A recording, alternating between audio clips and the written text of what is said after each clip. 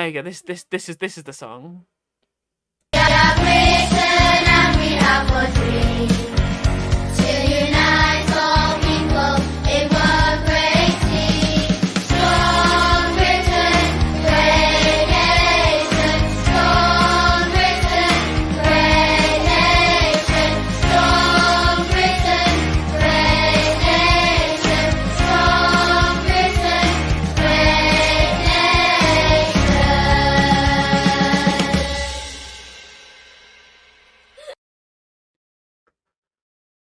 That's not scary at all, is it? That doesn't sound. I mean, I'm glad that they've been able to somehow tabulate Deutschland über alles into English. I didn't know what that meant, but apparently that's what it is. So yeah, good to see. But it's incredibly, like, it's not even just like, not even like, it's gone past like nationalism. It's gone past it in like full on like pseudo fascism, right? It's, I mean, you'd think like that they would be able to use this as some kind of method of being able to push nationalism, but it's so cringe, so artless that it can only at this point be bad for them, right? People can only look at this and think that it's ridiculous. I mean, again, it's cultural. I don't think it's particular to do with Scottish nationalism. Although I wouldn't be surprised if that's something to do with it. But I think it's just yet another culture war thing to be able to distract from what's happened during the pandemic and the way in which people's lives are worse. Because that's what fascism is. Fascism is capitalism in decay, and it is a way of being able to use jingoistic and nationalist rhetoric to be able to distract people from the failures of capitalism, right? It's specific, like we see it all the time, and it's been deliberately pushed as people's living standards drop, as wages don't rise with productivity, and as people get pushed out of homes, and more of the wealth of the country gets sucked up into private equity, the companies and hedge funds, and all that kind of stuff, right?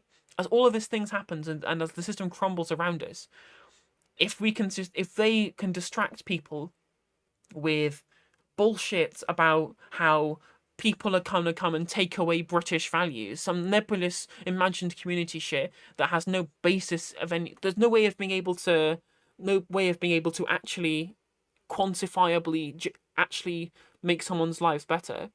Like, you can just distract people, and it's the best way of being able to, like, the culture war specifically exists to be able to distract people from economic reality. Because as soon as you create it as a fight between patriots and people who hate the country, which is a phrase I keep fucking hearing. I thought saying things were anti-American, anti-British was only an American thing, but now apparently it's being seeping over here now. Seem to be taking a lot of Americanisms nowadays.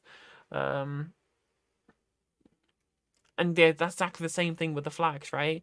If you can get people angry about the fact that, we've seen forever, like ever since, like the great Muslim scare of 10, 15 years ago, right? Bloody Muslims and Pakistanis coming over here, inventing us a national cuisine. Like, all that kind of stuff, when they were just saying, like, they're saying you can't fly a flag anymore because it upsets Muslims or whatever. And that kind of stuff that happens. Again, deliberately specifically to generate clicks, to sell tabloid red tops, and also specifically to make people forget about the fact that the economic reality for working class people in this country is getting demonstrably worse and is continuing to get worse and will only continue to get worse considering the policies that are getting put forward by this government, the previous government, and the government before that, right? That's all this exists to do, is to make people forget about the fact that the economic reality of this country is fucked, right?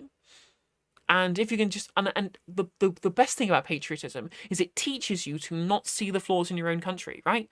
It's specifically there to be able to make people think that Britain is great because it is Britain, rather than because of what it stands for, what its values are, or or what the reality is for the people living in the country, right? For some reason, it is more patriotic to these people for them to say, oh well, Britain's great, and if you don't like anything that Britain does, then you're anti-British, right? You're a traitor to the country. Apparently, that's more patriotic than saying our country doesn't do things perfectly. I want my country to be as best as it can be. Here are these policies that I think that we should adopt to make the country better. Apparently, that's not patriotic. If you don't love the country unconditionally for warts and all as it is currently, right? Apparently, you're some kind of traitor to to like national pride or some shit, right? It's infuriating. Like like you can be patriotic and also want to change things, right? It's just like saying, okay, well, I mean, well, we're going to be patriotic in, some kind of war-torn country elsewhere, and say, yeah, well, it doesn't matter that, civilization is collapsing around us. It's Britain, so therefore it must be good, which is the kind of line that they're going with this shit. Which does, yeah, so essentially is twofold: to stop people from criticizing the country, and also to distract people from the actual economic reality that's happening, right? Those are the two main things. They create a culture war to make people fight about things that are essentially meaningless, and it also stops people from being critical of the paradigm that exists as it is. Those are the main two reasons that it exists, right? And the fact that they're doing it specifically to children is, I mean, I have no problem with teaching children things like, let's think of the children, they shouldn't be taught X, Y, Z as a thing that anti-queer campaigners do all the time. But just to say that,